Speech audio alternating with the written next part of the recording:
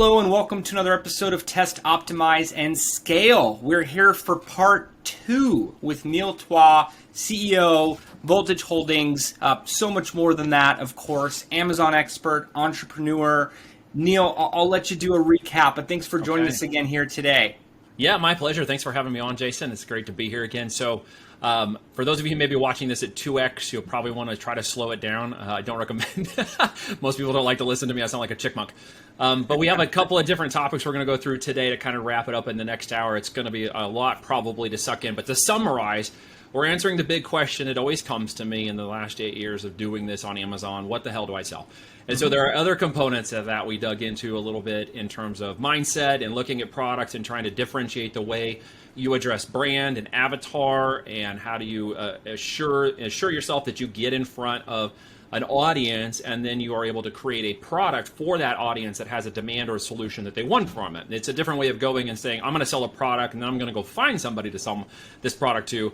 We look at it very differently from a brand avatar, and we covered some of that in that first initial question. Then we talked a little bit about, well, if I do find an audience and I find a solution and I know they're craving this product or solution, how do I make sure it's profitable? So we talked a little bit about by the numbers, which literally had to do with going through the numbers of ensuring that your product is profitable for every unit that is sold, while considering your cost, your Amazon cost, your marketing cost, your operational costs, what we call the landed cost of that product from the manufacturer all the way through to 1 unit of it selling to your consumer, and ensuring that it builds a profitable brand. And of course, it all rolled into a profitable business. It's very important to think about it this way, because we're not just creating an e-commerce thing to start selling products to think about building a business. We're actually building a business to sell e-com products, to create solutions and build brands. We go the other direction. So as we move forward with those numbers, and we talked a little about what was going on, I did mention don't marry your product but steal someone else's girlfriend instead, because a lot of people come with the concept, well, I have to invent something that's in the market that no one's ever heard of, right? And it's not actually true. There's a lot of girlfriends you can go steal in the market. There's an equation, a very simple equation we like to deploy here. It's called similarity plus familiarity equals trust, okay? And that trust is Amazon's ecosystem and marketplace that you're going to leverage as a brand to go in and compete with 3 to 5 other brands that you know you can dominate because no one else has heard of them. And believe it or not, there are plenty of brands in Amazon that no one has heard of that are doing millions a year in sales. And there's no reason why you can't do that either. And you can even become the top dog in a bunch of brands no one's heard of. So the concept of inventing versus innovating is a concept that really changed the direction of our business. And when we got to deploy that in big scale and then take our clients along for the ride, they discovered the opportunities of innovation and using the trust and similarity and familiarity that comes with Amazon's market and all the products that are already in it to figure out what to sell without guessing, because it's all data driven, okay? And one of the other topics we'll cover, I'll go a little deeper into that in just a minute, but one of the other topics we'll cover is the ranking component. How do I actually get eyeballs on the offer? How do I actually do Amazon's search engine optimization correctly so people actually see my product, right? How do I get them in? That topic is, we call Amazon is a river, but it's also a tree. And that's the deep secrets of how Amazon's system kind of works. I'll go through that a little bit. That's probably the most technical I'll get with anybody today. And then the last component that wraps the whole thing up is what we refer to as the platinum principle. And that is similar to the golden parachute in the corporate world. This is the concept in which me as a business owner, there's a logical opportunity to build up this business and think about it that as I build it from the beginning, it's really worth more in the end than at any time during that business building phase. And so many people get caught up in the economics of money that can be made as I build up cash flow, which is one thing, it's very important, but also the concept that I have building an asset-based, inventory-based business model that has actually got an intrinsic worth to it, to the marketplace. As I take that initial brand and that risk in the market, and I do this very well, someone else is willing to pay me a lot of money to pick up where I left off. And that is a big opportunity to exit this business when you decide to exit it on the way up and make millions of dollars potentially doing it, and then repeat the process. And that is kind of the secret to the business model we'll talk about here. So all that said, go ahead. And just to add to that, Neil, real quick, got some interest from some friends in the VC space. You know, we talk a lot about equity crowdfunding here and how interesting it was for you to be able to identify these opportunities. I know I learned a lot. I wasn't aware that 60% of Amazon is, third-party sellers. Correct. Wasn't even aware of the primary audience, as you were saying, women 27. I believe it was 27. 27 plus. That's 80% of the 80%. household buying comes from them. Yep. Couldn't believe it. I also found it interesting the profit. So after the cost of goods, the marketing, Amazon fees, fulfillment. If you're able to make $12, you were saying upwards of 75 with some of your projects. How scalable and attractive that becomes for exit at a later point. Very much so. So we average $40 to $50 in profit per unit across our brands, and so that's where we want to see that hit, because that gives us that 20% net margin on the bottom, and that really makes a beautiful model with this economies of scale. As we build this infrastructure, Amazon is continuing to deploy capital. They put $15 billion into growing their infrastructures. I don't need a warehouse.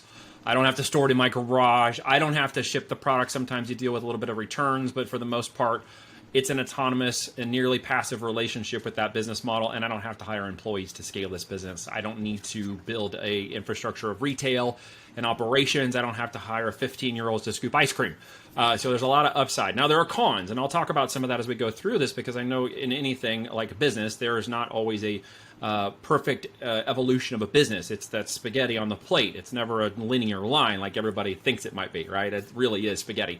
And so in that way, there are cons to this business model, and we'll talk a little bit about those too, so we're completely transparent. Because the cons are there, they can be a barrier of entry to some folks, but for those who are really seeking opportunity, they become an amazing opportunity for those who understand what those cons are and understand the barriers of entry, and then go past that point to see where the real opportunity actually lies. So that's part of that platinum principle. So let's back up just a sec, okay? Okay. All right, so let's go back to the numbers thing, and that'll transition us into the next topic of basically not marrying your product.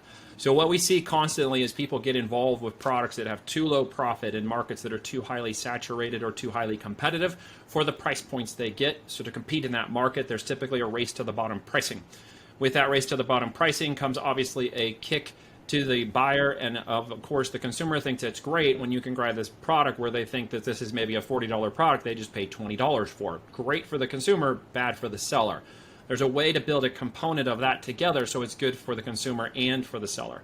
So we want to operate in that space up there in the middle. I used a little analogy to repeat again. I don't want to sell to the people who are willing to wait an hour for a $300 tooth pull.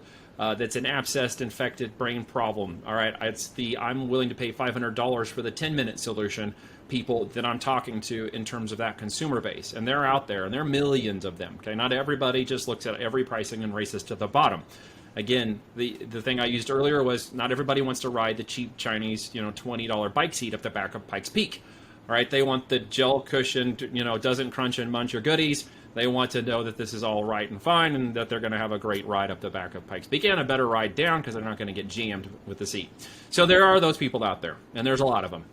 In fact, they are just as big of a consumer market as the ones everybody else thinks in terms of low volume pricing.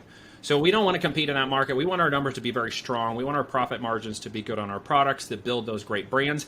And the opportunity, again, between similarity and familiarity is to go into Amazon's market, mine the data from those existing businesses, and understand why we wouldn't marry a kind of product or any kind of product within a brand. Folks, again, will deploy too much capital into products initially before they test them.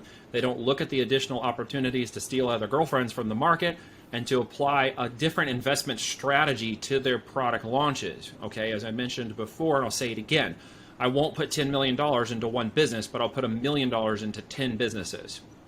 It's a very different way of deploying capital from what a lot of people do. So when my business builders come to market, they know they're going to deploy a multiple product strategy, maybe 10, 20 SKUs to the market in a particular niche, in a particular area of focus within their brand. They're going to find that 3 to 5 of those products will make up 80% of their revenues and profit. They'll let the remainder of the products simply sell out of their units, and then go to focus on those initial products that are selling the best and selling the most volume. Because from there, I will show them multi-product expansion, multi-brand expansion, and other ways to scale those products into hundreds of SKUs and millions of dollars very fast. Okay, so going in the market, I'll show you an example. I'll tell you an example, actually. It's a little case study. Okay, we first got going, we discovered this opportunity with Amazon and its branding, and we started to deploy different products. One in particular I'm going to mention today that I found was kind of fascinating because of the way we learned how the system will reward you, and that ties to the next topic about the ranking. Now, Amazon has become much more brand focused since I did this case study, and in fact, they're very much about lifting up brands, even marketing them, sending them out to the 125 million people on their email list for Prime, putting you on advertising. They're the largest buyer of AdWords. They'll do a lot of marketing for you when you're a strong brand in the market, okay? So what we found was there was a product opportunity. I'm up one night. One of my 4 daughters, I forget which one, was having trouble. I'm up at 3 in the morning. What am I doing? Flipping through the television. I happen across an infomercial. Now, I'm a new dad. I forget which child this was. I had 4 and 4.5 years, so it could have been any one of the babies. Almost like having twins. So we're up, we're watching this thing, and dad's thinking about safety and cars and other things for the kids and blah, blah, blah, right? And up pops this thing called a seat pet. And what it is it's like this big-headed doll, and it's you attach it to the seat belt. It goes in the car. When the kid's smaller, they can lean on it. They can put their crowns in it. It's their big teddy cushion. They can sleep in and cuddle it and put their head on it because their head doesn't jack over in the car seat. Like, that's an amazing thing. And suddenly it dawned on me, because I had now started to condition myself to look at everything as a product that I could sell. And it so happened we had a brand line we were just rolling up called Mother Approved. Think about the Good Housekeeping seal. This brand was called Mother Approved, and we put a little seal on it, and everything that we were going to sell in there was going to be a Mother Approved product, right?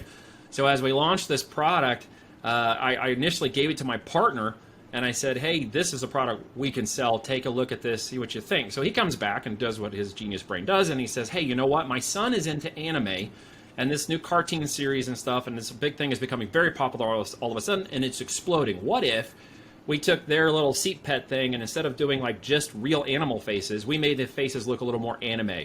We changed the size, the shapes, we made the colors a little different. We used the same penguin, cat lineup, the dog, right? But we make it look a little more anime. And I said, well, that's genius. So we got a prototype back. It looked really good. We ordered 2,000 units. We basically trend jacked the infomercials, advertising, and marketing that this company was putting out, and we launched Belt Buddies, the comparative product to seat pets that was already in the market, spending money and doing these infomercials to the tune of, who knows, $500,000 to $1 million to run an infomercial. Clearly they were selling enough product to justify that, and we thought, hey, they're doing all this stuff. They barely have a presence on Amazon. Organically, we put our product in there. We said compare to seat pets. We put our great images. We got some really great images of the kids using them in the car, and it was just so cute with the little boy and the girl. And said 2,000 units in about 12 days were sold. Wow. Organically, 100%. So we ordered the next 2,000 because we had the other inventory lined up. We said, I don't know if we're going to need it. We ran out of the inventory. They sent 2 in. We did that 3 times before we even had to start marketing. So we learned a lot about the system. We learned a lot about borrowing information and intelligence from our local and urban environment. We borrowed it from Amazon because we understood the types they were selling and the variations, and we simply went into the market against them. We created a Pepsi to their Coke. We created a Nike to their Reebok. And there are so many of those opportunities that we started to realize this is a business pattern that we can start to deploy and build a repetitive process around it. And that's exactly what we started to do. And so we started to run those numbers, look at those products, innovate against existing products in the market. No question, no need to invent, just innovate. Okay, slight changes, variations, and types, and launch those products. And guess what happens when you do it this way? They organically start selling with no marketing whatsoever. Okay, we can sell 5 to 10 to 15 units a day on our test products to determine our optimizations through our 90-day launch. And that leads into the next topic, which has to do with how to make sure people can see that. Okay, Amazon's big filing system, its search engine, it's called the A9 engine. Okay, there's a little technicality to this. I'll try not to go too far into it. But in essence, it's a giant search engine. It's like Google, but it's not information-based. It's product-based, and even Bezos has said, I want to sell all things to all people in 30 seconds. So they have made an artificial intelligence, what's called a latent semantic search engine, and for the last 8 years, the core components of that engine are the same. When I was at IBM, I was working in human-machine language learning, interactive systems for customer support. We were doing knowledge management, which whole component was how to deliver just-in-time information using artificial intelligence. So I got to learn from some really smart people, being the dumbest guy in the room, talking to these double docs about what all this meant. And we used to draw this out, and I'd ask all the dumb questions because I didn't know what the heck I was doing, right? Because these guys were teaching me. But basically what I understood later on as I found out what Amazon's engine was doing, it's a giant learning engine. Kind of like the way knowledge goes into a system and comes out, products go in, listings go in, it learns to determine data points, it wants to know that you're got better data points here than your customer. And the funny part is, and I'm not going to say this, I don't want to say this in the wrong way, but you don't even have to be the best product. You just have to know how the engine wants you to be the best product, and it will reward you, right? Now, how do you stay in those positions? How do you get great customers and great support, great reviews? Well, you do have to create a great product. You can't just create a crappy product. I can create a crappy product, get it to rank really well in the engine, but then eventually it'll catch up with me. And this happens a lot to people, okay? So to create both of those, you need both good ranking, in a good product that sustains itself above the others. So there's keyword-based searches. 90% of all the traffic, Amazon's told us this, that comes into its system goes through a keyword search. It is the main point. Okay, we all do it. We get in our phones, we type our keywords, we get to our products, I want a baby teether or whatever, and I go get it. So there are different types. There's 3 levels of those keywords. There's broad, there's exact match, there's phrase matching. Amazon uses the same components of that engine to learn about you and other people who are like you within your demographics, your buying age, your range, even your location. And then it presents the best product it can to you to get you to do what? Buy it in 30 seconds or less. 30 seconds or less. And we see this with social media platforms. It seems like a blend almost of search and social because of the imagery. We buy advertising using AI that finds the right ad for the right person, the right day and time of week. So that's what I picture going on in the background. Absolutely. So keyword driven, your sponsored ads or your PPC campaigns, once you're a registered brand on Amazon, gives you the access to target by keyword phrasing. There's a metric inside that system called ACOS, average cost of sale. Very important. That's your conversion metrics, your cost of sale per conversion. So it's very important for you to obviously keep that low when you want to make more money, especially if you're riding too thin of a profit margin. And this is where a lot of people get caught up, is they run a too thin profit margin, then they try to go buy up their customers. And they are able to buy customers, they're just not profitable. So think about that for a second, right? Because they hadn't due diligence on the front end, they go in to buy the traffic on the keywords, and it's too costly. It's not that they can't make sales, Jason. I want to emphasize this point. It's that they can't make sales profitably. Right. So like the analogy you gave last time, where you're making $1, you sell an extra 1,000 units that week. It's not significant. It's not sustainable for the model. So we hear people scream backwards, Amazon takes too much of your money, they take this 15%. So they scream about all the other issues. But at the end of the day, the problem really lies at the profitability of their product is not capable of sustaining the marketing required to make a profitable purchase of it. Correct. So once you combine those two things together, it's a little bit of the keys to the kingdom and unlocking this, right, to make it work. Now, there's a lot of organic search, and the one beautiful thing that most people don't recognize, at least in my experience, and some of you may understand what I'm about to say, I can go into AdWords and spend $10,000 and never rank anything on Google.com. But I can go into Amazon and spend $10,000 on sponsored ads, sponsored brands, and I can rank my product inside of Amazon search engine. Extremely powerful relationship, right? So I will go into my competitors and I will dominate them for whatever it takes me to dominate, whatever ACOS it takes me to dominate until I am the dominant force in that niche. I will buy all their traffic. I will take up all their ads, their sponsored ads, their organic search. Then I'll show up in the frequently bought and I will be everywhere, right? And they can't do a thing about it. So once you understand that ranking, that algorithm, you also understand Amazon is now looking at over a 21, 30, 60, and 90-day range. This is not abnormal to them. They just become more intentional about staying focused on that due to people manipulating and trying to jack with the system through fake reviews, fake buyer networks. Those 12 companies I mentioned, they were doing all of that, and Amazon kicked them off the platform to the tune of $1 billion. They just got axed completely out of the system, because they were trying to fake the system and try to build, break the algo. So we go over 90 days. We ensure we optimize. We ensure we look at the right keywords, the most profitable keywords. How do we dominate that correctly? How do we ensure that for every 1 unit is purchased, we're getting additional organic ranking sales off of that, so we see the second and third unit being purchased at 100% profit, okay? Very important. That's your average order value. Okay, that's why you need multiple products in your brand to really sustain growth. You can't just put one product in the system and expect to make all this kinds of money. So you have to we have a 5x5 game plan. It's an average of 5 products in the market in your brand, and those 5 doing an average of 5 organic sales a day. And if you have the profit, you have lowered your risk, you've increased your profitability. When marketing kicks in later, things take off really fast, and you're actually giving the system what it wants because it wants you to have more products in your brand. And most of the sellers in Amazon don't do that. They don't put more than 5. I think it was like 76% of a recent Jungle Scout said most of the FBA sellers have 5 or less products in their brand. y'all missing the huge opportunity sitting right in front of you, right? You're missing it. Why? Typically, it's knowledge, capital, and cash flow. And those are the three things that are holding up most of those sellers from growing. And that's one to make sure we and get to that in the next topic of the platinum principle here. What does it actually take to build this asset while understanding what you're going to sell, how you're going to get eyeballs and ranking, why we are innovators and not inventors, is that we can build up great brands that in 18 months can be worth millions of dollars. And once I understand this whole mechanism, I can take that capital and deploy it faster into a new brand and do it again. It becomes the business model of launching these brands and exiting them. That is the thing we've been doing for a while now. It's something the market is just catching up to as they deploy now $6 billion in capital through places like Thrasio and other aggregators who are buying up these FBA brands and single channel only. Okay, most of these businesses are just on Amazon, giving an opportunity to exploit the major markets, which is one of the things we look at doing.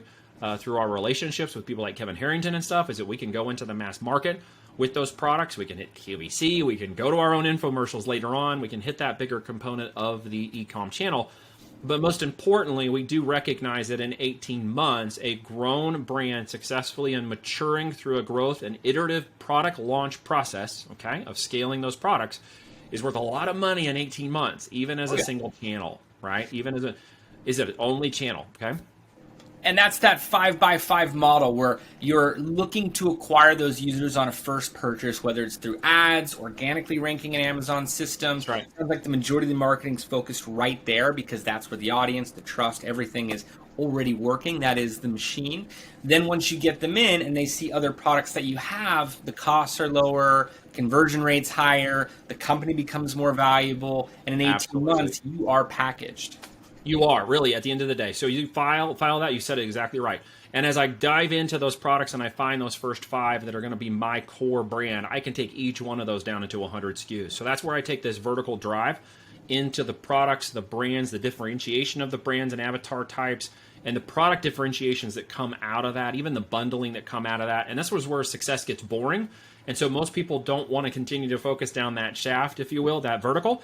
They think, well, now I need to launch a brand in outdoor gear because I have one in kitchen. Or they think I need to launch another product in another store over here. Or they take their eyeballs off the prize and they get to a certain level of success and they think, well, now expansion only needs to happen if I go to a Shopify store or a website or somewhere else and try to gain or I start my social media marketing or all that stuff. And the fact of the matter is you may not need to do that yet. You may not have enough profit to do that and certainly enough time. And we always want those people at that point to realize there are experts we can take you to that will hire to do that. And in 90 days, you let them do exactly what they're going to do with your proven image, your proven brand, your products, your copy. Let them do very good at what they're doing while you keep your eyes on the prize. Because I see a lot of people tapping out at, what sounds like really great numbers at $1 million when they have a $5 million a year business. And they don't understand how they're going to grow, how they're going to scale, and literally it's always setting right in front of their face.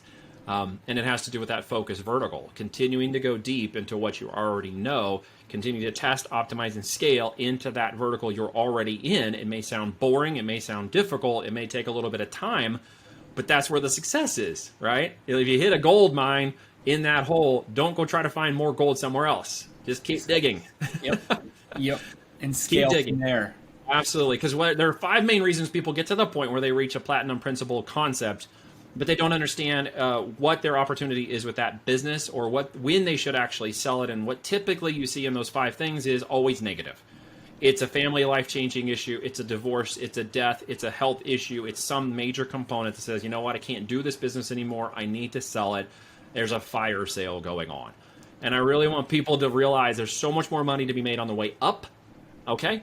And I'm not going to get into economics very far beyond the 101, which is literally money is worth more today than it is tomorrow. Okay, so you can't be just thinking, well, I got a cash flow business, I'm going to run this for the next 6 years or whatever, and it's going to cash flow every month. That is really great, but the opportunity for physical assets in this market is a hedge against inflation. Okay, and that's one of the core concepts of the Platinum Principle. You're building an asset-driven business model with inventory that's always worth money. When the market shifts, you can raise your prices because you control the demand. If you look at anybody who ever survived through a third world fallout, we have friends that did this, and the main difference for them is, number one, they owned their house, and number two, they owned assets. Assets in which they could control the pricing, stores, inventory, and other things, So just be thinking about inflation as a current and realistic part of our market. But the opportunity, as I mentioned, this is part of the con. I'm going to spin out real quick. Of our market is to how do you do a differentiation and hedge against inflation. And it really gets down to you controlling the physical part of the product. If I have the inventory and I'm in the market and I'm charging $39 for it, if inflation requires me to charge $42, I raise my prices. If I still have the inventory, I'm still in the game. And it's a big deal to be thinking about it from that way, right? Because other factors of the business you may not be able to control. So one of those things you may not be able to control is where the market currently demands you are at with your competitors. Now, you can stay relevant to them, you can continue to innovate against them, but you should always never shortcut what you're doing. I just mentioned reasons why a minute ago 200,000 sellers got blown out of the system because they weren't building brands and they weren't playing by the system. They were hedging through arbitration and retail and wholesale and arbitration. And many of the other ones were in playing that, non-toss reliant game. They were buying reviews, they were doing all the other stuff, but they all got blown away. So the sustainability and the issue of overcoming Amazon saying blowing away your account is to become a real business in a real foundation. Okay, set up your chart of accounts, set up your LLC, build the business, capitalize the business, capitalize the brand registration on Amazon, your brand trademarks, build your intellectual property, build your shield up in the marketplace, right? Then you go into Amazon, okay? Then you go to battle. Like you set it up correctly to go to battle for longevity. Plus, you can't sell that business with none of those things in place. As a business buyer, I am not buying your business when you come to me handling this broken down tool that's going to require me to work 80 hours a week to keep it running. I don't want to buy a job. And so many people believe that they have a good business asset to sell, when in actuality, they're trying to jump a job on me. And I have no interest in doing that. So and at that point, the comparables won't reflect the valuation. No, and they really hate it. Yeah. When you tell them what the actual price point of it is. But exactly. It's still the truth, right? Mm-hmm. So we want to build that asset. You're right, Jason. We want to build that asset towards something that's worth value. And that means you got to have the right components in place. Operational independence means that it's not all reliant on me to run the enterprise. Okay, I set up systems, standard operating procedures known as SOPs. I've got assistants and virtual assistants in their jobs, trained to their objectives and key results so that they know what they should actually be doing and when they should be doing it and how they're going to be rewarded when they do a good job. You set up the opportunities for, obviously, economies of scale because you're writing on FBA's platform. We set up redundancies with third-party logistic companies, 3PLs, for additional inventory that can be sent in just in time to Amazon so we never have a stock out, okay? So we set up operations and logistics that make the business very attractive to a buyer who looks at it and says, you know what, I could buy that. I can maybe hire you guys to run it for me, or I can find someone that can be trained to run it for me and make this literally a passive investment, which is a great buying position if you're moving your business into market. And of course, it needs to have upside. Your products and brands need to have upside. If capitalization has been your issue and you have a product pipeline, but you can't seem to capitalize it, buyers will look at that and say, okay, I see a path to increased growth. If they see the opportunity to expand that brand that you've already created, they'll see opportunity. If you simply lack the knowledge and understanding of how to apply that growth and scale, many buyers will look at that and say, okay, I can hire that knowledge, and that creates an opportunity for me. But if you don't have a good foundation of those core components, that's one of the things we're talking about today. You might need to look for a mentor because a course isn't going to give you that information. Mm-hmm. A mentor is going to show you exactly how to scale that to the point where they've sold their business before, and you can see how that path walks all the way through to the end. There's a lot more clarity when you're witnessing it side by side than when you're just theoretically applying it through course materials, and that doesn't always work the same as we know, Jason. Absolutely, and you're an expert at this, and you're still team building and bringing in consultants. It could be looked at as mentors in different types of words, but I've found that's where the best results are produced. Even when I hear Jeff Bezos, I think of teams behind him, the right consultants, people have been down different paths and can see things before they happen.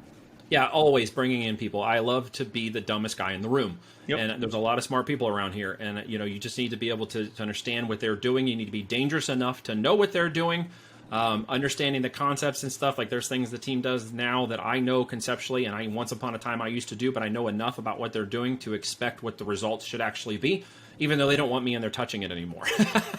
I'll just screw it up. But I know enough to be dangerous to know how the components of it work. So, a lot of those things people think, well, I'm going to automate this whole thing and I'm going to buy into this, $50,000 to $100,000 automation deal. I've seen that a lot. Walmart automations, Amazon automations. This guy. What's wrong with that, Neil? Let's talk about those cons. Like, why are there cons to the pros and private label? Cons to just those automation and components. Again, what you're not seeing is the intellectual property component of that. I have people coming to me quite often saying, Amazon shut down the only card I was running, and so that Amazon automation thing I signed up for is dead in the water. Now what do I do? I've had those automation companies come to me with 200 clients holding their baby in their hand going, help me save this business, because Amazon's shutting the people down faster than I can keep their accounts online, and I'm flying around the country trying to keep my clients from suing me because I can't keep their accounts online. And this is one of the dirty secrets about how that whole thing works.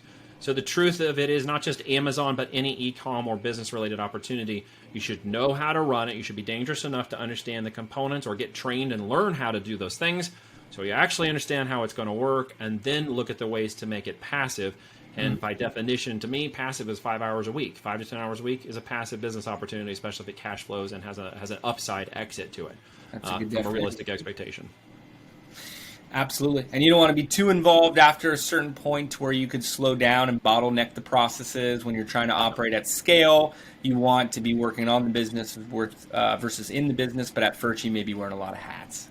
Absolutely. So we look at removing the owner, what we call an RTO. We remove the owner before the exit. So one of the things we build our people up to do and our clients is to get them operationally independent, to get their infrastructure and supply chains in place correctly, their redundancies in place correctly, and actually move them into more of a passive opportunity in that business before it exits. Because we know at that point we can take it to our buyer groups of people, home offices, and high net worth individuals who are looking to buy these relatively quickly and realize, well, I can buy that and have that deploying cash in 30 days because the owner is removed on this side of the business, not like a traditional exit in which it's, I'm going to sell the company and now I'm going to do all the exit work. So we pre-prep, that's a fun word. Pre-prep people. I like pre-prep though. Pre-prep.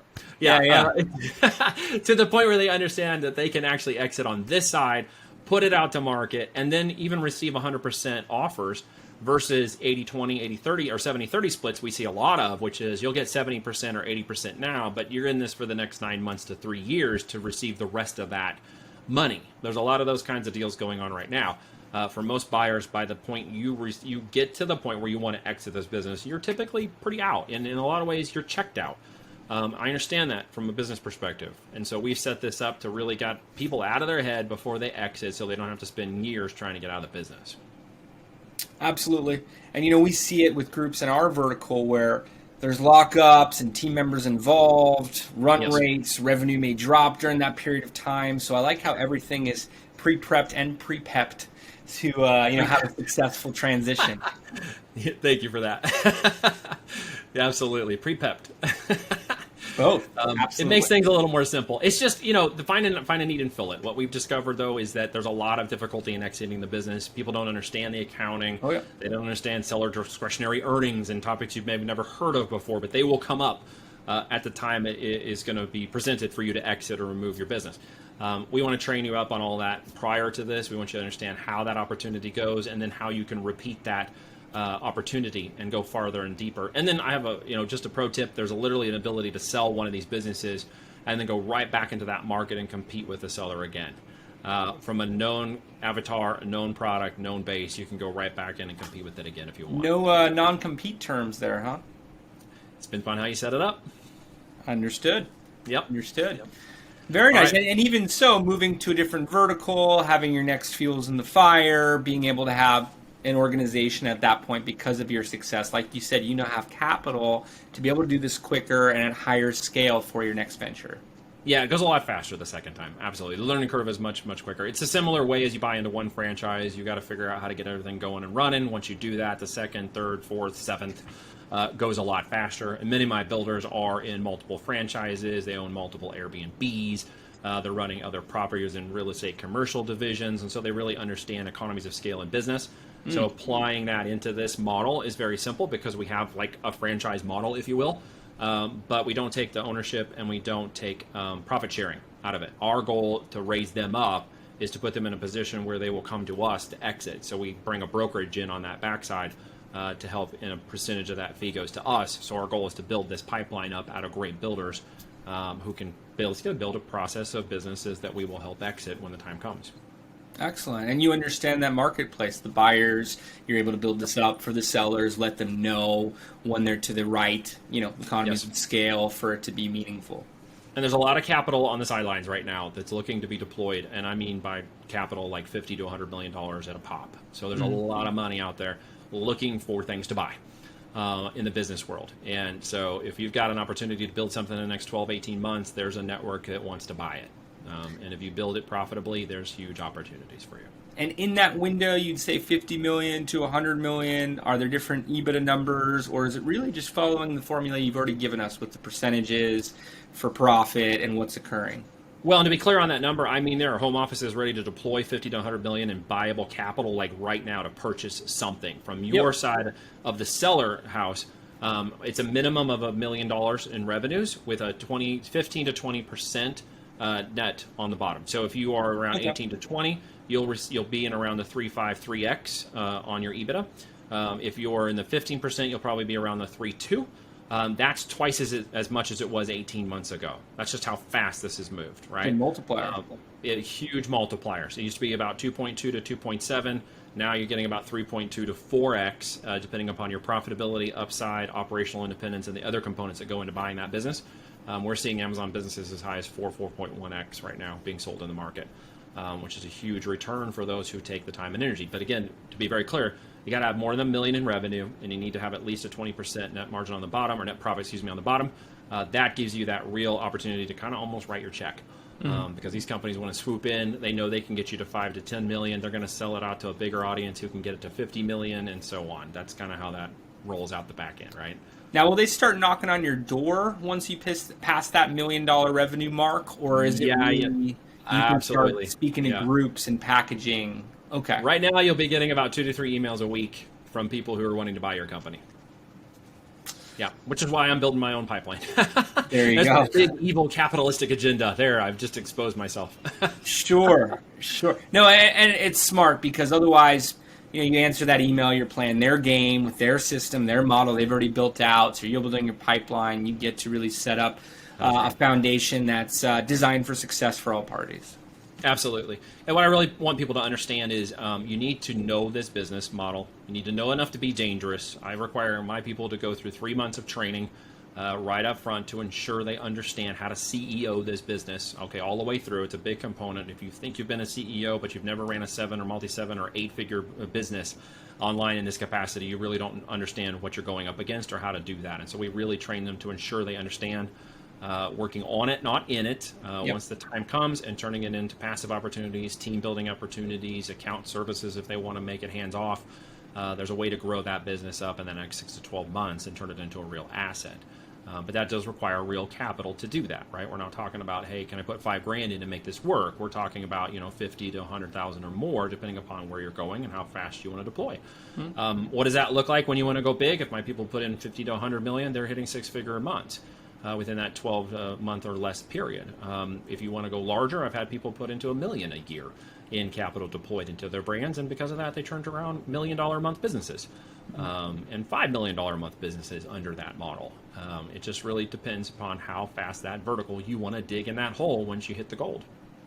And do you have any numbers in terms of how many people are doing this, how many groups are operating at these levels, maybe how much that's grown over the past few levels? I mean, is this a big community that's buying and selling or creating these type of brands on Amazon? It's not that big, actually. That's what I would guess. No, I've actually trained a lot of these people over the last 8 years on how to do many of these things. I've come through my programs, not to sound arrogant or equal, but it's just a small community, as it turns out, of people who are doing it at this size. Now, the growing component of this industry right now is the acquisition side. The portfolio-based companies that are acquiring them are growing extremely fast through a lot of capitalization. When you get down to the builder communities, those who are more focused on building the businesses, there are about 2.7 million third-party sellers on Amazon. Of that, about 1.5 million of them are private label, roughly, by the estimates we do currently understand. We don't have the exact numbers, but that's about what we know. Of that, I know that about half of those people are actually following a similar type of model to what we're doing. And if you think about it, that's a lot. Oh, yeah. That's more than most of the Shopify stores that are out there. And those kinds of folks, many of you haven't even heard about, or the brands you may not even recognize until you click buy now on Amazon and it shows up at your house. You've been buying their brands, you just didn't recognize it. Yeah.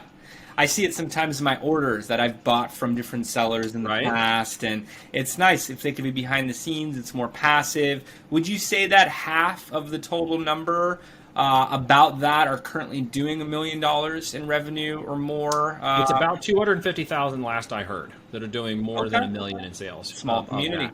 It is actually relatively small, but again, what we're seeing. And that's not really to be seen as a con, because quite honestly, there's so many products. There's more than you can do in a lifetime. We've just, in our criteria, estimated there's around 12 million that we can target. So there's more than we can go after. And there's 600 million in the database. And then you just have every other product variation and type that you could put in e-com. Sure. And that's what we know about Amazon. And I wrote down that number last time of 12 million. I know you named a few, but any categories that you would point listeners towards? I know I myself am even asking. Is there anything that's particularly showing growth right now? Well, everyone's going to have a slightly different opinion of this. So let me give you my opinion, and if someone's listening, they're going to be like, oh, he's wrong. That's okay. I will tell you where we won't go, and then everything else is fair game.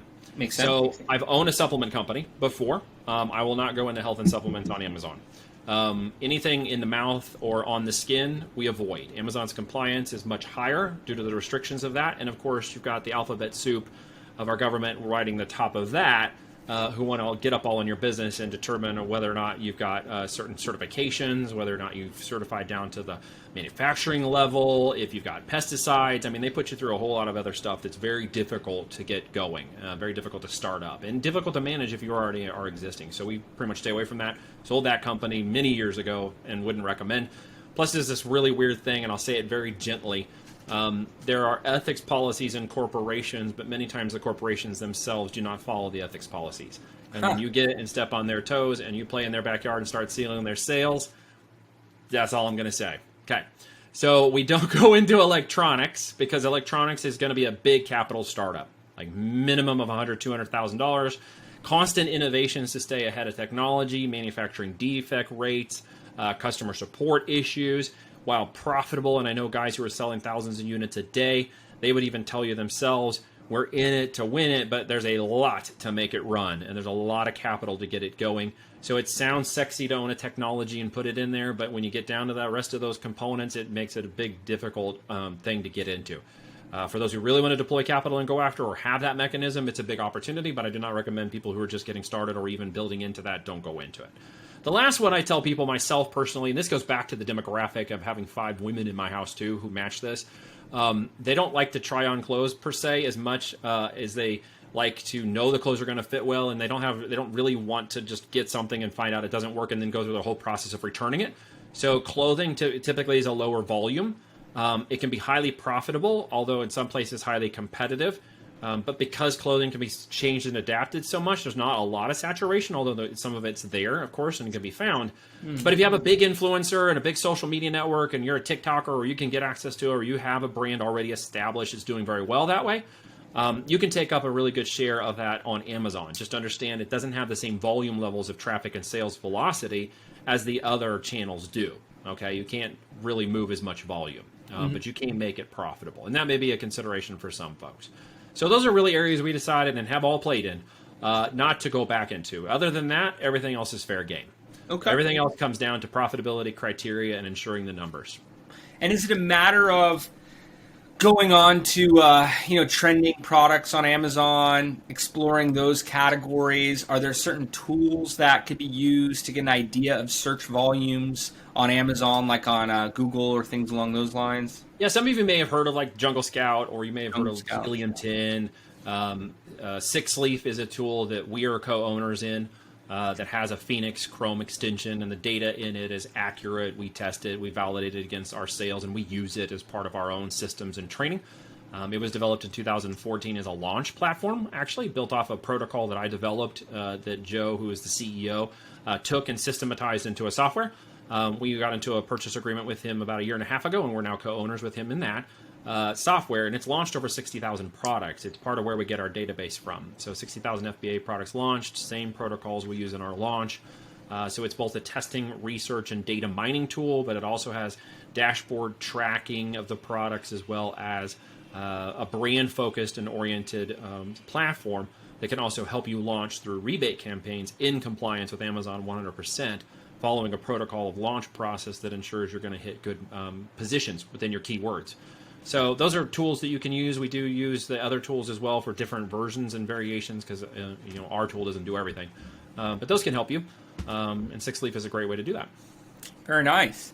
I feel like I understand Amazon selling to an extent here. Over the past two discussions here, it really all comes down to the planning, doing the right research in terms of what to sell, the amount of competitors. I think you gave us some numbers in the past of 3 to 5 competitors, and being able to really ensure the numbers are correct from the cost of goods, fulfillment. Yep. Having it all set up in there. You talked about how to list, be able to produce with paid advertising and different types of marketing that could accelerate your organic positioning, but really getting it to a point where organic's doing everything for you. Again, a result of good planning. We've discussed optimization. You said it's all about test, optimize, and scale. Not to pull the title of the show, but from the scientific method and figuring out what's selling the best, do the 5x5, have them buying more, optimize towards it further and further, and then scale. Do it at higher levels, run it for 18 months, make sure you're passing that $1 million mark, and you're going to start getting people contacting you about exiting. I would definitely recommend them to be speaking to you, speaking to groups that could help position them for that timeline, make sure they're ready for the game that they'll be playing, and knowing all the different things that are occurring that moment, so the learnings are there. Does that paraphrase it to an extent? Does that show? You nailed it. Nailed it. Nailed it. That's the core components. Now there are complexities, of course. Of course. But you nailed the summary very well. Nicely done. Excellent. And any other recommendations, any other insights that could be specific on, how to test, what to optimize, what to scale, or overall just towards building a business on Amazon? Well, expectations, right? Let's talk about expectations for a second, because everyone comes in and they have a little bit of this, what I call lottery mindset mentality. The scratch and sniff ticket, if I just get in and I do it and I scratch enough tickets, I'm going to hit that winner, right? And there's a concept of that in the product launch and deployment that I mentioned a minute ago, but in the business, it doesn't exactly work like that. If you go out and look at it in terms of scale and growth and timelines, expectations, it is a matter of deploying capital correctly at the right time, when you deploy it and where it's going, and the realization that I could deploy it between now and the next 12 months to reach goals for the next 2, 3, 4, 5 years. Not more of a make money, this is sort of a fly-by-night kind of operational thing. I need cash in the next 30, 40 days kind of thing. This is really, I'm planning for a passive long-term growth, a tangible asset that can be deployed, a legacy play. I'm building an empire. I might want to sell it and retire. Like, you're looking at this from a different perspective of business building. And if you understand those concepts, and you know that in 6 to 12 months, if I can hit a 5 or 6 figure a month run rate, it's just a matter of time and through repetition of those systems and technologies that will create that inevitable expectation of ROI down the road. And again, the revenue I don't care about. That's vanity. I don't like talking about revenue at the end of the day, right? Profit is sanity. Cash flow is king. Nothing cash flows is best in my experience in 8 years, plus actually 8 years on Amazon, 20 years in e-com, than a physical product business. Nothing hedges against inflation better than owning tangible assets that you control and the price in the market.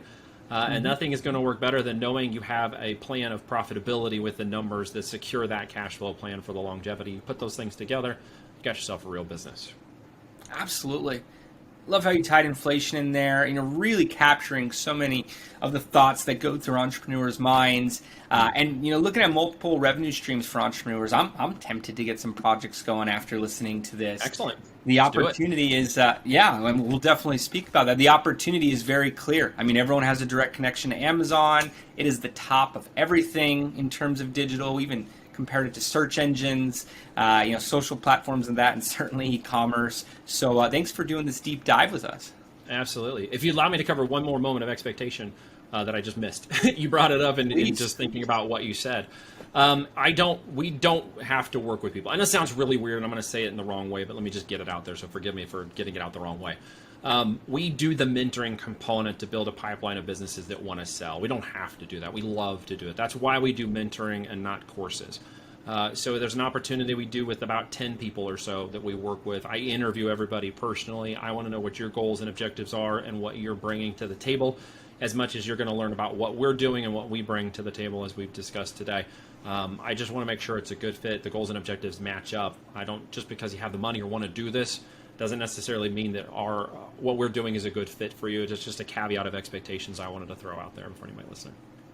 And that is a mark of integrity right there. I see all different types of professionals and ones that are promoting, the individuals who say, hey, I want to make sure this is a good fit, that we're on the phone in a month, a year, we're very happy with the direction. Right. It's mutual across the board. Really shows that level of expertise. It shows that 10,000 hours of work that has led them to that point.